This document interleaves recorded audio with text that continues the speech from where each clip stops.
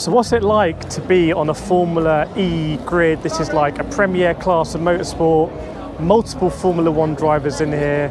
Drivers like Nyck de Vries have gone from Formula E to do really well in Formula One, so we know that the standard of the driver is absolutely insane, and we're about to go on the grid. And also, what I want to do in this video is just give you the experience of what it's like to do a grid walk. You've probably seen Martin Brundle do all those people in Formula One. I've got to show my little badges here.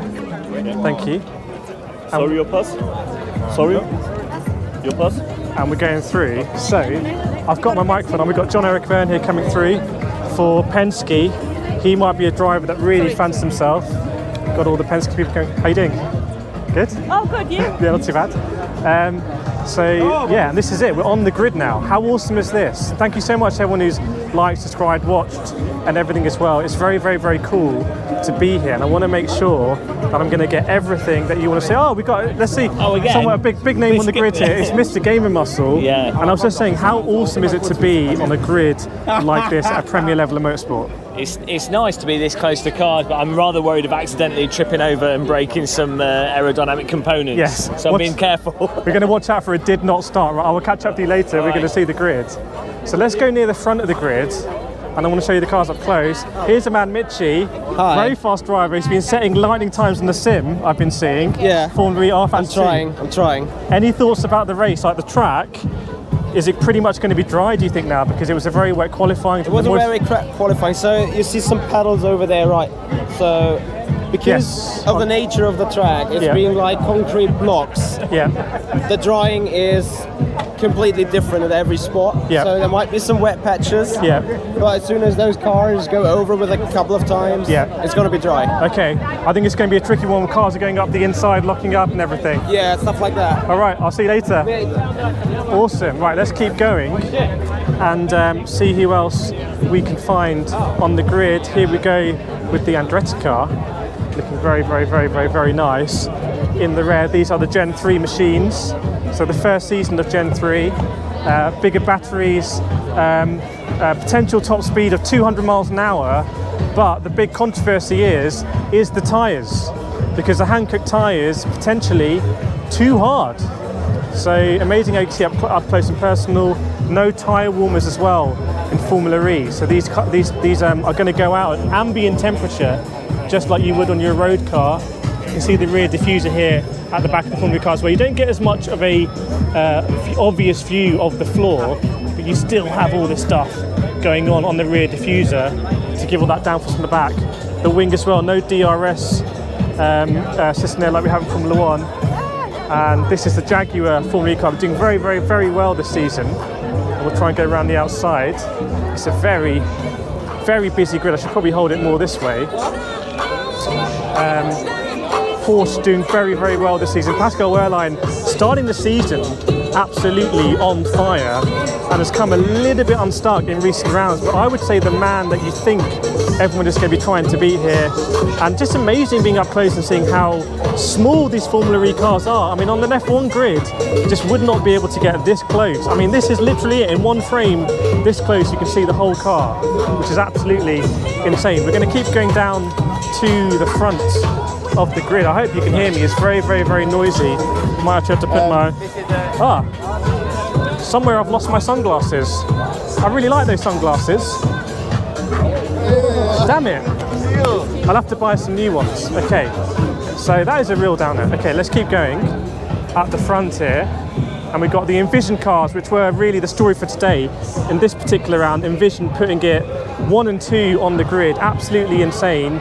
Great stuff. A little bit of a awkward situation to be in as a team principal, because you have your cars going head to head in qualifying. In the final, you probably don't really care who wins. But there we go. Here we go. We've got driver 61 himself, Scott Mansell, taking a very close look here at the car and making our way near to the front of the grid. You can see, sorry, it was the ABT Cupras who locked out. So if you're a Cupra fan, then that was a great thing, not the Envision cars. And you can see here again, no rear brakes on a Formula E car, which is very, very, very interesting. I've been speculating some of the sort of lockups we've seen might have been due to the sort of brake-by-wire system they have on the back, which means in the wet conditions as well, very difficult to sort of feel your way into a braking zone. Going to keep trying to go through here and get through to the front of the whole sitter in the ABT Cupra. I've been told not to do it. Can I go this way? I'm going through it. Okay, so we can go through, can't go through, can go through. And this here is the ABT Cupra pole position car. How much does it mean in Formula E? Well, it's questionable. Probably not as much as it means in Formula 1, just because there are so many overtakes in Formula E. 195 overtakes in the Formula E race yesterday at Berlin, which is absolutely insane when you think you can go to Monaco or something like Formula 1 and not have any overtakes. This, by the way, is right at the front of the grid. This is the look down, if I put it high, the rundown. Let me know what you think, by the way. What would you do if you were on a grid like this? What would you not do? And how on earth have I lost my sunglasses? How is it possible? We've got the fans here, already great place to sit. The sun's out now, we've got a big screen over there as well, we're probably somewhere there. Pit on the other side, and yes, there is a gantry. We might try and get a little bit closer to the safety car, the Porsche Taycan. Just want to go around here and see if we can get a little bit closer to the safety car. I think the Porsche safety car, interesting livery. We know we like liveries in our community, and the livery on this car is one that represents, I think, colours from all of the main teams.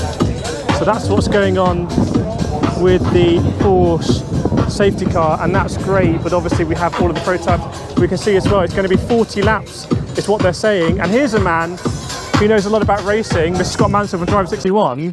What are you thinking in terms of the weather? Because some seems to be bone dry, but some patches still have water. So I don't know how it's going to be in the race. This surface is really unusual because it's got big stones in there and it's basically concrete. Yeah.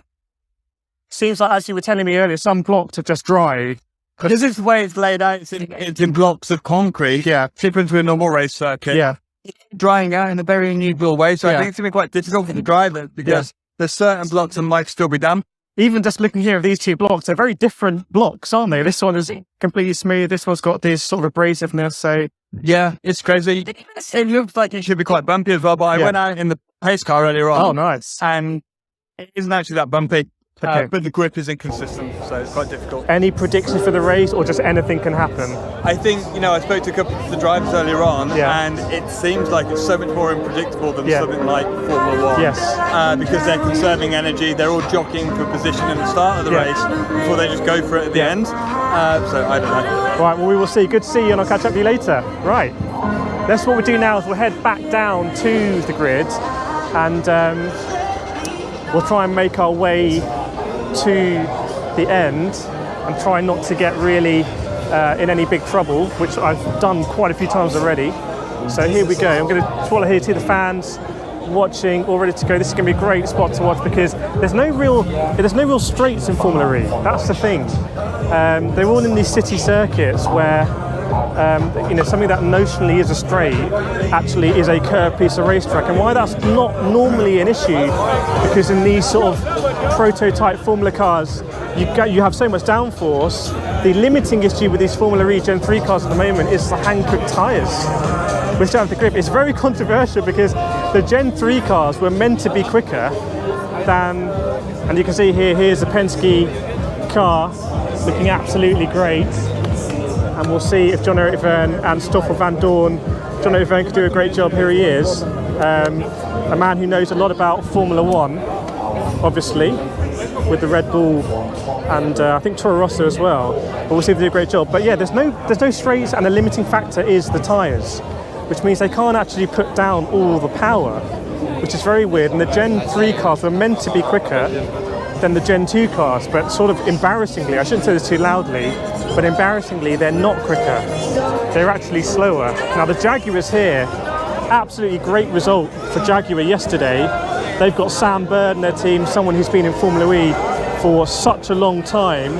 Very first season with Virgin Racing, and we'll have to see whether Sam can use his experience to basically sort of navigate the inevitable crashes and all of the bedlam you get especially with the moisture. Even this part of the track, completely sunny, but we can see here, look at the difference in the blocks we were saying.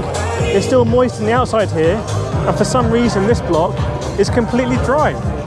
I don't understand what's going on. Porsche putting a huge amount of investment into Formula E and obviously motorsport generally. They're not a team that just turn up, they're a team that want to win, and Pascal Wehrlein is a driver that can definitely do that for them.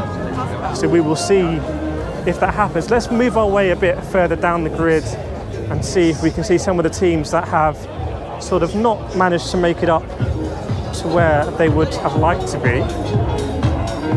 Penske here, I was able to speak with Oliver Turvey earlier, who's actually one of the most experienced drivers in Formula E, doesn't have a seat this season, but is a reserve driver for Penske and also a advisor.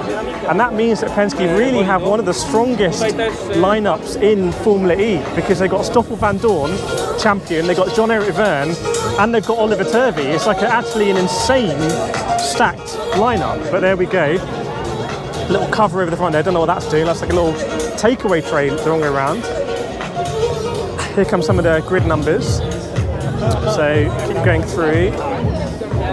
And got another Porsche here. Again, interesting to see, some cars might be on a sort of wet patch, some cars might be on a drier patch. Here is Sam Bird as well, driver that incredibly experienced in Formula E for the Jaguar team. Someone that we really hope can just sort of get the results that he deserves. He's been very unlucky on many occasions, but Jaguar looking really strong yesterday. And you know, we'll hope that they can do something from the front. Jaguar Tata car. So going forwards here, got the Mahindra. And I think Luca Di Grassi here, someone who just knows so much about Formula E, someone who was instrumental in the actual creation of the championship as well. Probably one of the most technically adept drivers. Drove for, I think, Virgin in Formula One, and then was one of the first to move actually across to Formula E, which was a very big thing to do. You can see him there for the Mahindra. Now we're going to McLaren. McLaren, a very interesting team, because Mercedes were a championship-winning Formula E team, and then, now unfortunately I think we lost the end of that grid walk because of the battery in the camera or the overheating or something, but what an incredible experience to be on the grid, all flooding back now to see the start of the race. Thank you so much, anyone who's supporting the channel. I massively appreciate you. I'm going to be doing more grid walks with Formula E, so let me know in the comments what you want to see, and we'll make sure that we do that next time. But yeah, now it's time for the race. Thank you so much. That's what it's like to be on the grid of a Formula E race.